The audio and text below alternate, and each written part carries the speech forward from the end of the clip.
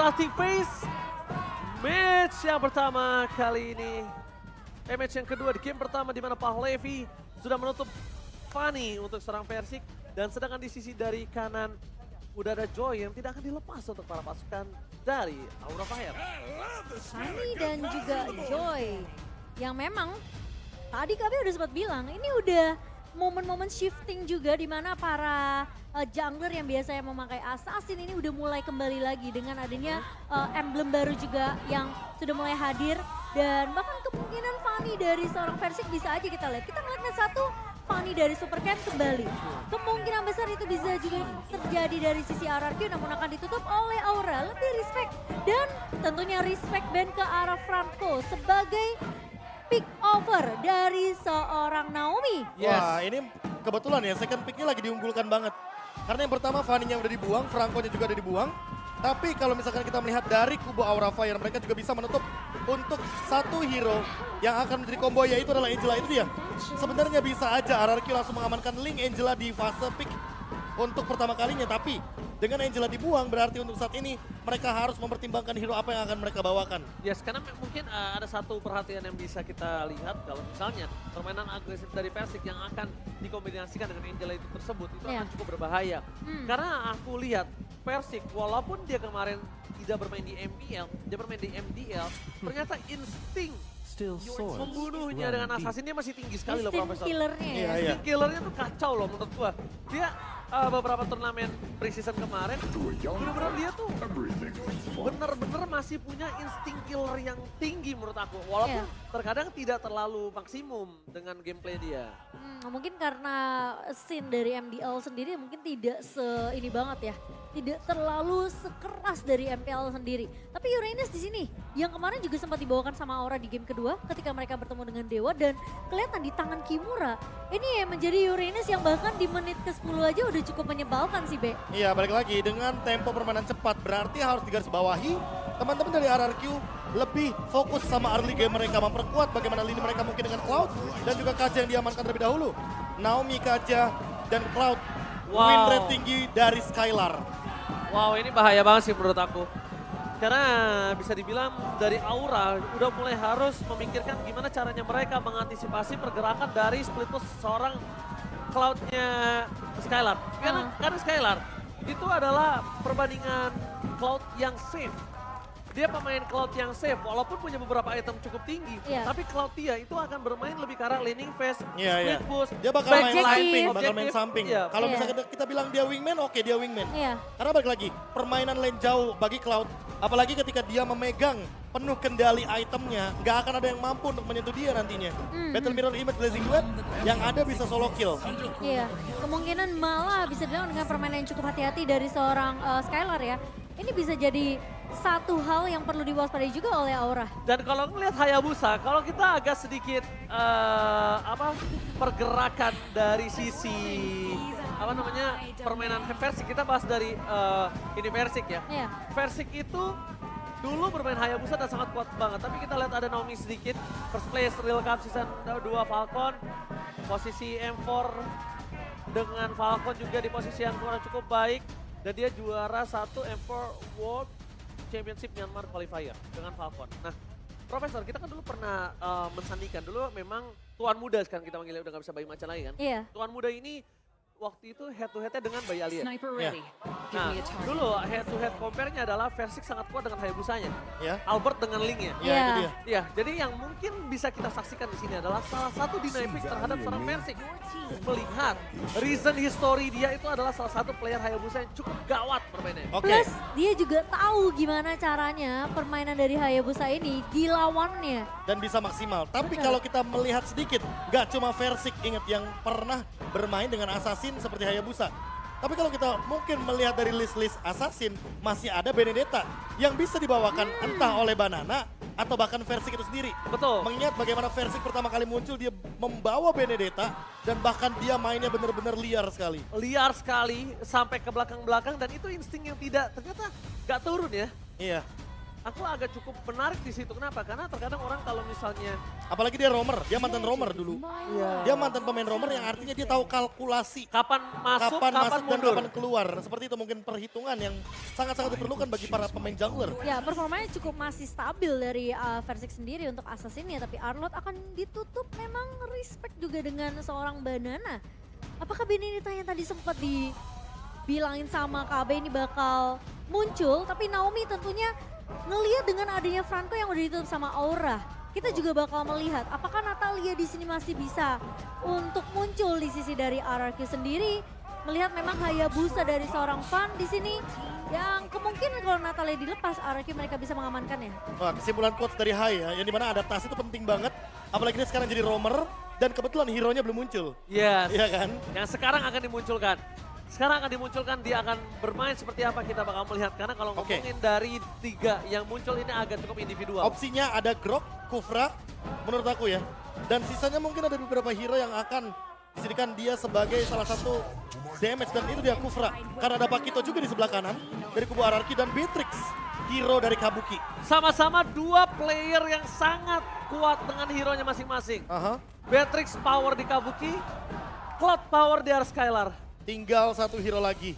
Dan Dan ini bisa di flex juga Pakitonya ke arah XP lane. Ini bisa Terry selalu. Bisa Terisla kalau misalkan mau durability. Karena versi itu juga permainan, dia juga cukup kuat dengan Pakitonya. Oke. Tapi kalau misalnya dengan adanya Uranus dan ingin bermain safe lane, mereka akan coba lempar Pakitonya ini untuk berada di XP lane. Agar tidak terlalu kalah catch up atau tidak terlalu kalah dengan laning phase yang dimiliki oleh seorang Uranus. Ya resikonya kalau misalkan Versik yang membawakan Pakito, di sana ada bouncing ball Ada daripada bouncing ball, betul. Kufra. Dan itu akan sangat merugi sekali, satu jab yang cooldownnya sangat mahal harganya. Dan ini dia Basya yang akan jadi jungle sepertinya.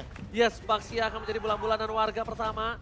Ini akan menjadi benteng pertahanan atau bisa dibilang adalah orang paling depan dari sisi RRQ yang akan membawa retribution. Karena memang secara tidak langsung, apalagi bisa dibawa oleh seorang Baxia. Walaupun dia di XP sekalipun, kita kan dulu sering lihat ya Baxia di XP. Wah, itu biasanya Gimana Basya di XP gimana? Wah, gimana? biasanya menggunakan. Itu zaman M2 kan? Iya, nggak flicker juga kan. Maksudnya Iya. Revitalize Revitalize atau enggak Avengers. Avengers. Jadi ya sama-sama tidak punya escape skill. Jadi ditaruh di jungle sekarang masih capable walaupun Ya mungkin One. escape skillnya ya cuma Basya Shield Unity sama mungkin satu tiket. satu tiket Lu atau one way masuk, tiket aja. gak menang war, lo pulang dengan nama. Ya, ya. Dan dia mau nggak mau nggak harus ngebuka tortoise juga kalau misalnya memang dia mau escape. Tapi ya tentunya kita Iya. sudah melihat dari draft kedua belah tim Aura. Dengan membawakan tentunya Yuriines Hayabusa, Eve, Beatrix dan juga Kufra akan melawan Sang Raja. Oke. Yang sangat amat kuat. EPL Arena, mana tepuk tangannya? Let's go, kita langsung menuju ke Land of Dawn bersama dengan Ranger Mas. Dan juga Momochan. Dan aku KB. Ya udah kan? Iya, Nah, udah ya. makanya. Iya. Dan ini dia. Bagaimana match up dari early game dan bahkan badannya langsung hadir di arah orange buff. Oke, lihat dia langsung membuat seorang Fan mundur ke arah belakang, masih di level 1. Masih ada Hai di depan sana, Versik is coming. Tapi nampaknya kali ini Versik menggunakan satu bar retribution dan berhasil mendapatkan orange buff. Para pasukan dari RRQ, invasi jungle pertama mereka yang sangat mahal. Membuat seorang Fan mereka bertekuk lutut dan harus kehilangan level. Ketinggalan 2 level di early game seperti ini bukan hal yang baik, tapi Versik masih mau lebih. Ini dia instingnya Versik yang sudah kita bahas sebelumnya, Profesor. Ya tapi balik lagi dengan emblem tank. Dia punya hybrid defense, dia juga punya firmness di sini.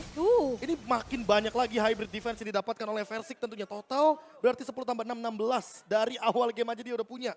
Dan dengan perbedaannya kita match up dengan Assassin.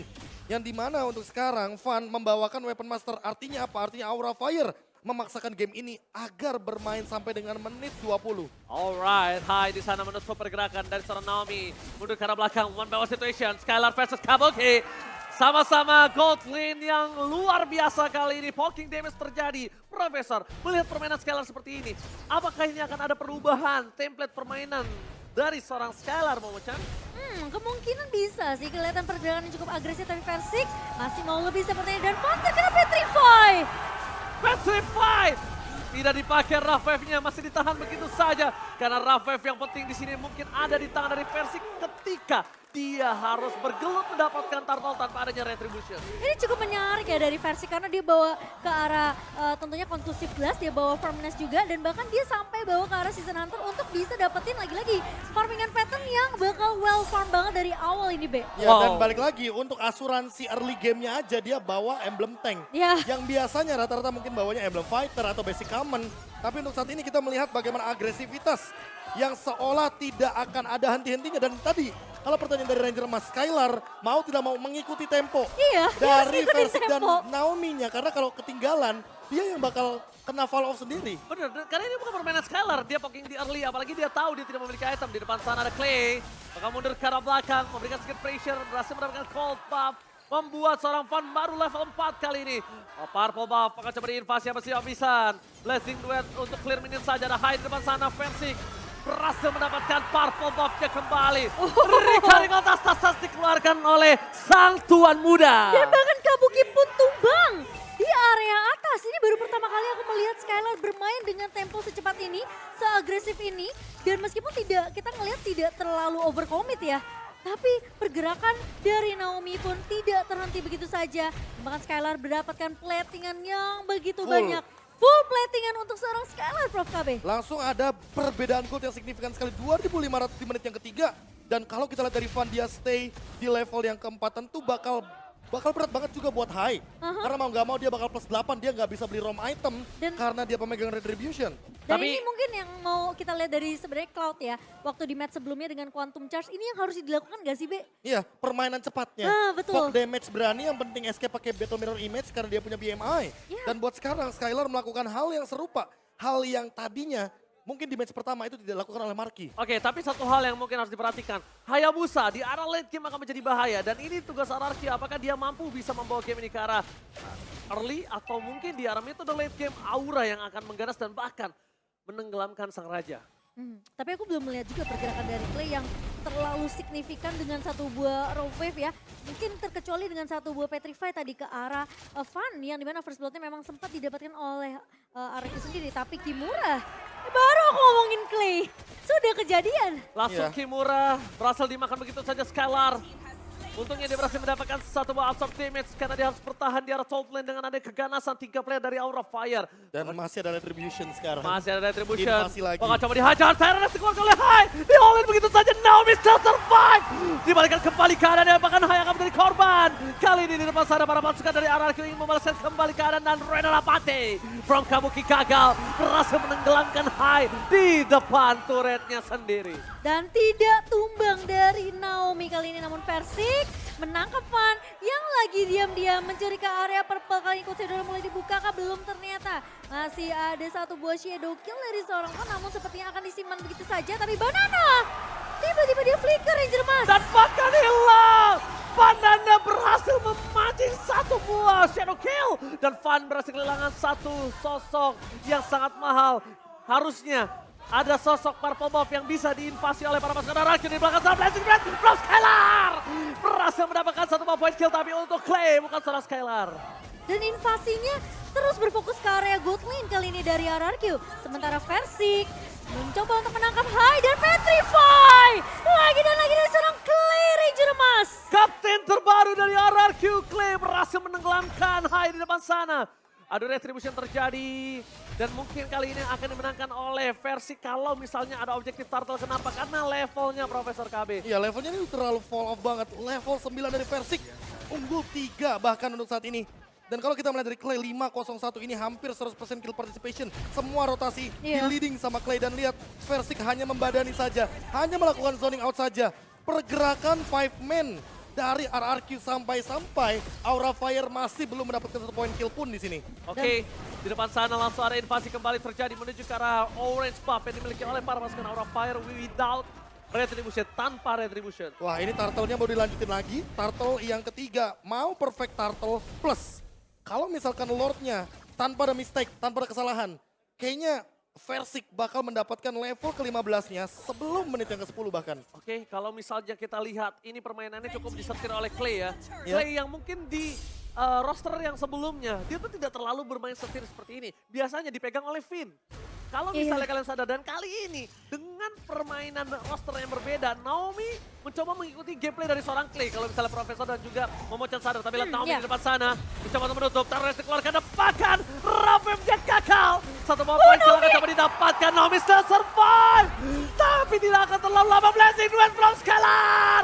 Mencoba untuk memberikan satu ball point kill yang gagal didapatkan. Kabuki belum merubah dengan Ren Rapati kali ini. Kabuki masih bertahan di depan sana, para pasukan dari Aura Fire mereka tidak terlalu rugi. Tidak ada kehilangan poin sama sekali. Dan bahkan pecah telur yang sangat mahal diamankan oleh seorang Kimura. Karena lepas dari pandangan Banana, Kimura juga tidak bisa dipegang, Profesor. Ya tapi balik lagi, Kimura sekarang ada yang pegang ini. Versi kebetulan kita tahu sendiri bahwa pasif dari Basya ini akan memotong regen HP. Yang tentunya Uranus pasti bakal bener-bener ke shutdown banget. Gimana caranya Kimura menghindari Versik, tapi dia juga memegang lini belakangnya. Kebetulan RRQ kayaknya draftnya nggak punya lini belakang untuk sekarang. Yes. Mereka punya Skylar. Skylar dengan Cloud yang kita tahu sendiri bahwa dia akan bermain ofensif, jump in ke tengah-tengah team fight. Clay juga sama. Dia bisa nembus tembok, nembus terrain. Makanya dia pasti bakal bermain loncat ke belakang ya kan. Yang menandakan bahwa RRQ nggak punya backline. Satu kali loncat semuanya harus all in. Ya, dan banget kalau kita ngeliat dari Gold Elite tadi, jauh banget posisi dari seorang Kabuki. Perbedaan 2000 gold. Sementara Skylar memang lagi unggul-unggulnya sekali ini. Bahkan RRQ secara keseluruhan mereka unggul dari segi network 7.600 di menit ke-8. Dan Versik benar-benar terlihat kuat tentunya dengan emblem tank yang dia bawakan kali ini. Dan bahkan Skylar udah mulai join, udah mulai ikut rotasi. Dan ini tinggal gimana RRQ mereka buka vision, mereka masuk invasi ke area jungle yang dimiliki oleh Aura Fire dan gak ngasih kesempatan sama sekali untuk pemain-pemain Aura Fire untuk ngejar dari segi ketertinggalan network dan bahkan item mereka. Dan satu hal yang mungkin harus diperhatikan Aura Fire adalah laning jauhnya selalu didorong sama seorang Banana. Banana dia memanfaatkan laning jauhnya agar para pasukan dari Aura Fire gak ada split push. Power split pushnya sangat besar dengan adanya Hayabusa, tapi ditutup sama Banana. Lihat, dia nggak akan ikut terhadap team fight yang terjadi. Dia memilih untuk mengamankan lini jauhnya. Sedangkan ini ada hal yang cukup berbeda ketika mereka juga mengamankan partai Cloud. Lihat posisinya, dipegang semua. Positioning, boost, presence-nya semua dipegang. Ya balik lagi sih, ini kayak hampir semua rumput berbahaya. Karena apa? Karena ada Kaja, ada Kadita. Jadi ya udah pasti Divine Judgment dan juga Breath of the Ocean bakal menghentikan bagaimana rotasi dari Aura Fire. Sementara di kubu dari Aura Fire, High itu butuh banget durability untuk membuka team fight. Karena apa? Karena Kimuranya ke shutdown dari awal. Sehingga dengan Banana yang unggul dari segi XP lane dan ditambah dengan Versik yang leading banget dari segi jungle-nya, dua lane udah fatal banget. Gila. Ditambah dengan Skylar dan juga Kabuki yang dari awal mendapatkan gold yang berbeda. Karena apa? Skylar dapat full plating. Iya, dan Sementara bahkan, Kabuki nggak dapat. dan bahkan dia sekarang udah berbeda 2 level. Dibandingkan 3 bahkan dibandingkan dengan seorang Kabuki di Plus sini. Wind of Nature ini udah pasti bakal Blazing Duet jump in ke tengah-tengah team fight. Bisa jadi Skylar bakal berani untuk membuka setup tersebut. Oke, tapi lihat di depan sana ada Versik yang udah standby on position. Skylar fokus ke arah objektif yang dia miliki. Ini bisa dibilang Banana akan membawakan satu hadiah kepada para pasukan Aura Fire yang top lane. Satu ward yang mungkin belum di-charge, tapi udah bisa memberikan damage yang cukup impact terhadap best turret. Hai berada di garis depan. Belum dibuka begitu saja, Super Minion juga masih bergerak dan bahkan Banana masuk terlalu dalam.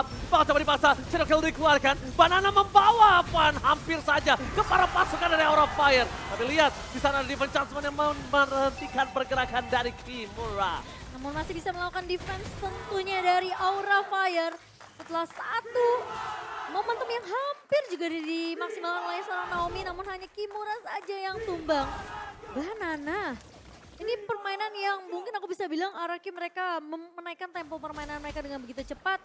Mereka tahu mereka punya late game insurance tapi mereka mau poke damage yang diberikan sama seorang Skylar ini yang justru jadi kunci dari early ngebuat dia snowballing. Makin lama makin akan semakin tertinggal jauh dari seorang Kabuki. Kalau menurut aku sih Skylar udah harus respect ya, walaupun dia unggul sangat jauh, tapi damage tadi itu membuktikan kalau dia nggak bisa sembarangan masuk, Profesor. Ya apalagi kita tahu sendiri bahwa di sini permainan dari Aura Fire membawakan Assassin Jungle. Yang berarti late game power dari Aura Fire ini lebih mengerikan ketimbang RRQ. RRQ jangan sampai ke bawah late gamenya, jangan sampai terbawa ke menit 18. Karena di atas menit 18 ini bakal jadi bencana banget. Yang kayak Ranger Mas sering bilang, bahwa Aura Fire dengan Assassinnya bisa saja malah membawa gameplay. Kemarin pas Dewa United juga melakukan hal yang serupa ketika berhadapan dengan Aura Fire. Betul, mereka takut ada satu hal yang seperti itu dan ini sangat bisa nyata. Pertama, mereka tidak punya high ground defensif, tapi terdeteksi pergerakan dari Hai di depan sana terhadap seorang Versik yang membuat dirinya mengamankan posisi untuk purple buff. Oke, tinggal winning conditionnya aja yang diubah sekarang. RRQ harus team fight di luar dari area high ground Aura Fire. Karena Aura Fire punya Sin. Ini mana Sin dengan real world manipulation udah pasti bisa mengurung RRQ.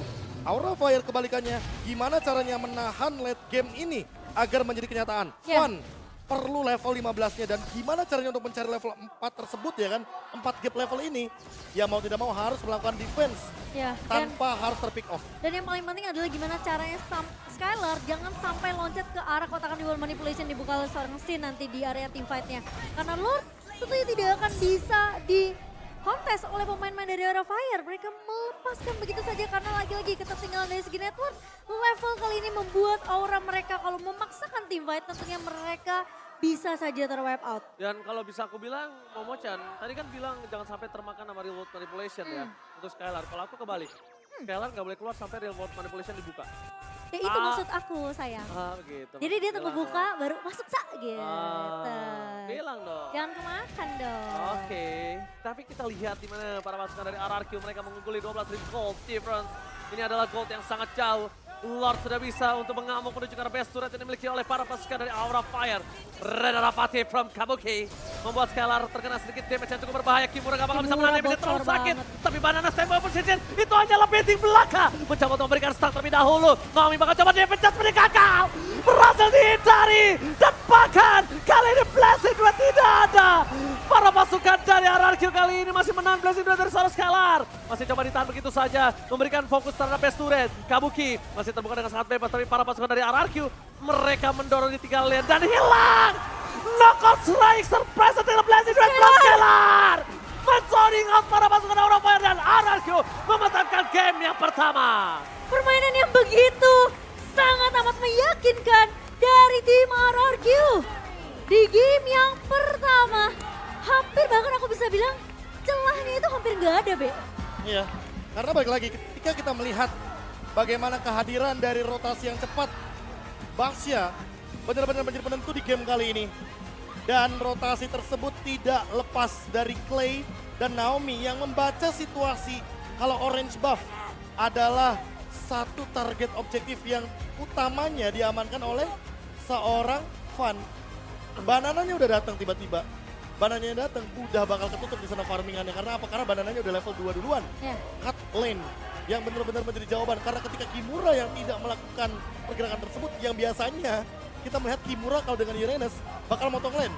Entah apa yang terjadi di menit 0 tadi, Kimura tidak melakukan sebuah cut lane yang membuat dia ketinggalan dari segi rotasi melawan Banana. Plus dia juga nggak dapetin pasifnya untuk Uranus mendapatkan tentunya regen HP yang harusnya semakin bertambah dari menit ke menit. Namun RRQ, mereka ternyata membuktikan kepada kita semua untuk match di minggu pembuka kita. Game pembukanya yang sangat baik, tapi satu hal yang harus diperhatikan adalah yang aku udah sempet bahas sama Profesor KB tadi dan juga Momo-chan. Kalau Clay ini berubah loh, tempo permainan RRQ dipimpin sama dia. Bener-bener sebagai seorang kapten, dia benar-benar mengarahkan semua gameplaynya, meng-cutting, rotasi, mendinai rotasi, zoning out, dan bahkan dia membuat para pasukan Aura Fire fokus terhadap seorang Kadita. Tapi padahal Lierli ya, Kadita ini nggak terlalu yang biasanya, spotlight banget. Oke, biasanya kita melihat Kadita sebagai roamer, ya enggak? Nah, tapi sebagai mid laner, tugas dia ternyata yang menjalankan bagaimana rotasinya ini bekerja. Karena apa? Karena clear wave-nya kebetulan kebantu banget sama Naomi. Cepet banget. Karena apa? Karena pakai Ring of Order, terus pakai Ocean ODT, itu udah cukup banget untuk melakukan clear wave. Berbeda dengan Sin, apalagi Kufra. Nah, tadi udah aku sempat mention kan, bahwa di sini Kufranya perlu badan. Kimuranya kalah rotasi, Banananya menang match up lane. Jadi udah ke shutdown dari awal bagaimana Fun untuk mendapatkan potensi di early game-nya. Berbeda dengan Versik. Versik bawa Season Hunter dan dia tank jungle. Ingat, tank jungle mau bagaimanapun caranya, dia akan tetap unggul dari segi true damage-nya. Karena dia punya full HP yang lebih banyak. Apalagi ditambah dengan hybrid defense, makanya dia berani untuk nabrak dengan 16 bahkan nih. Ini lebih lebih mendekati Tenacity juga sebenarnya. Ditambah Iya, lagi hampir. satu hal Profesor KB yang harus diperhatikan adalah tidak dikasih snowballing atau tidak dikasih late game. Iya. Kalau kemarin kasusnya adalah Hayabusanya dikasih late Dikasih game. late game, apalagi Hayabusanya- sama pakai weapon master sebenarnya. Tapi ya perbedaannya adalah dari segi waktu yang dihabiskan ini benar-benar lebih cepat. Dan entah apa yang terjadi oleh Aura Fire, mereka benar-benar ke shutdown early game-nya. Padahal kemarin kita sempat lihat loh, ketika Kimura membawa Uranus, ini benar-benar early-nya di leading. Dan bahkan kayak aku ngelihatnya RRQ sekarang tuh kayak aura kemarin di game 2 loh. Itu dia, Iya kan, Be? kemakan semuanya. Iya, kan? tapi masalahnya memang kemarin Kimura kan dari early udah mulai potong-potong ya BLN-nya. Dan ini dia, player of the game by Samsung Galaxy S23 Series 5G, Clay. Atau Deden from Bogor, kalau kata Ranger Mas biasanya kan. Yang sebenarnya jarang banget tadi kita ngeliat menit pertama sampai menit keempat lah ya. Iya. Itu jarang ke spotlight sebenarnya dari Deden sendiri Dan karena iya, Deden juga sempat sadar kalau dia itu kan tipikal-tipikal yang ngebawa aja Iya. buat ngebuka tim fight-nya. benar. Jadi makanya di menit yang ke-8 atau menit yang ke-7 tadi dia bikin roam item tersebut yang mungkin teman-teman melihatnya kayak oh kenapa favor. Tapi yang dicari sama Clay adalah gimana caranya biar roam itemnya tuh plus 10 bukan plus 8. Jadi tetap bisa ditabung dan bisa jadi dire hit nantinya ketika late game. Oke, anyway kalau melihat dari highlight, semenjak kita melihat bagaimana Banana men-shutdown Fun, dan itu benar-benar jadi point kill yang mahal banget harganya, semua lininya mulai kacau. Kenapa mulai kacau? Karena yang tadi udah sempat kita mention, Skylar yang biasanya bermain safe, bermain di belakang, bermain untuk ngejalanin landing, sekarang dia malah buka team fight. Bahkan nggak kaget. Untuk sekarang kayaknya kita melihat Skylar yang buka Blazing Duet di dalam turret. Iya, Itu yang benar-benar mahal kayaknya. tapi lagi-lagi poin pentingnya adalah memang dia buka Blazing Duet-nya itu di luar kotakan Remote Manipulation. Dia Itu.